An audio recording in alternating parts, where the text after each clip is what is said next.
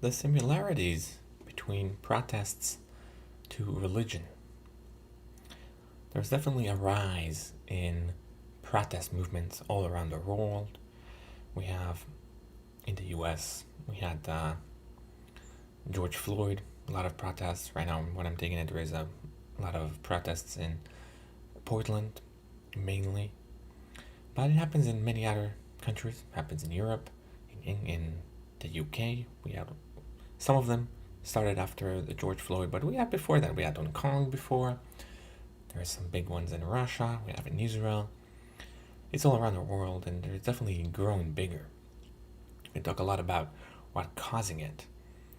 And I don't want to say that in this video. I'm not advocating against or for protests. That's not the point. That's just to find the similarities.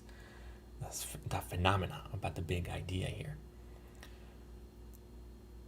So I think one of the reasons people are more drawn into it is because the lack of community and the lack of meaning people have. Religion used to provide those two. You used to go to church or to go to mass, to go to a synagogue and meet people, talk to people, to give you community, to give you meaning, because religion is a meaning fundamentally.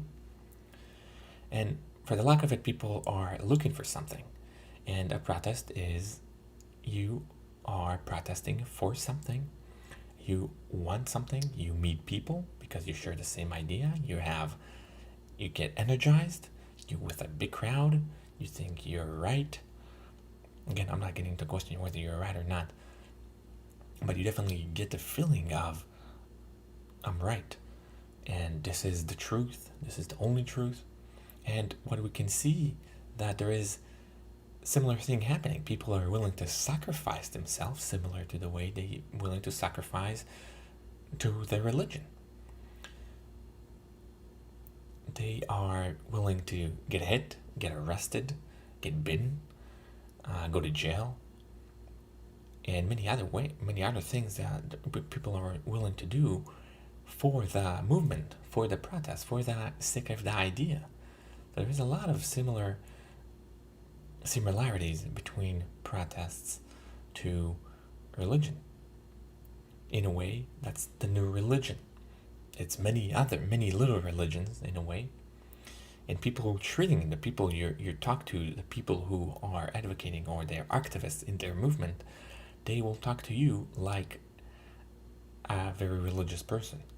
Especially the very religious one, you could call them this way, would be very hard, very harsh with any criticism against it. And they would talk about it with a lot of passion. They'd be very passionate about their stance. So I think there's a lot of similarities. The last point I want to make here is what's going to be, it's not a point, it's more like of a question. What's going to be the end, or not the end, what's going to be the next step of protests? Would protest eventually, that could take years, but eventually die off as what happens to religion? Religion is less prominent around us. Would too much protest, we would have too much protest, people would be a little tired of it, and we're going to see less of them, or we're going to see more of them. I think it's interesting to think about what's going to be the future of it, because we definitely see more, some of them get more violent than the others, and it becomes a widely used tool of the public.